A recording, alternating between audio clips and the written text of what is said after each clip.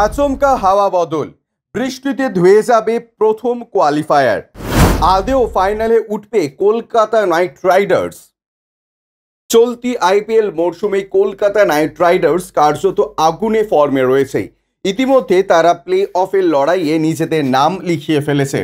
League পর্যায়ে কলকাতা এখনও হাতে একটা ম্যাচ বাকি রয়েছে, কিন্তু 19 পয়েন্ট নিয়ে ইতিমধ্যেই তারা টেবিলের শীর্ষে উঠে গিয়েছে।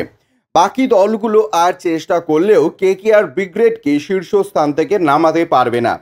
এই পরিস্থিতিতে কলকাতা নাইট রাইডার্স চলতি আইপিএল টুর্নামেন্টের প্রথম কোয়ালিফায়ার ম্যাচ খেলবে তা নিঃসন্দেহে বলা যেতে পারে, কিন্তু তাদের বিরুদ্ধে কোন দল খেলবে তা এখনও নিশ্চিত করে বলা যাচ্ছে না।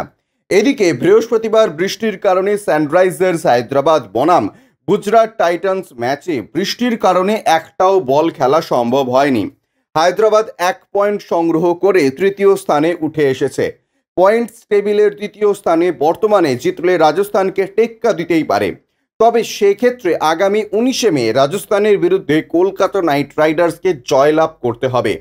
চলতি ইন্ডিয়ান প্রিমিয়ার লিগে এমন ঘটনা এই নিয়ে দ্বিতীয়বার ঘটল। ইতিপূর্বে কলকাতা বনাম গুজরাট ম্যাচেও এই একই পরিস্থিতির সাক্ষী হয়েছিল গোটা ক্রিকেট বিশ্ব।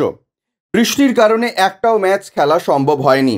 সমর্থকদের মনে ইতিমধ্যে প্রশ্ন জাগতে শুরু করেছে 2024 আইপিএল টুর্নামেন্টের প্রথম কোয়ালিফায়ার ম্যাচও যদি বৃষ্টির কারণে ভেস্তে যায়, তাহলে কলকাতা নাইট রাইডার্সের কি হবে? আদেও কি তারা ফাইনালে উঠতে পারবে?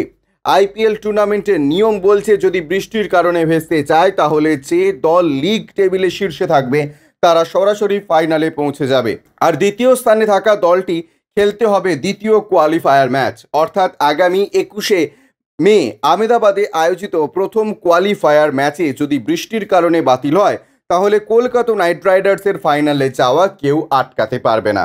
ব্যুরো রিপোর্ট, ইউজে নিউজ।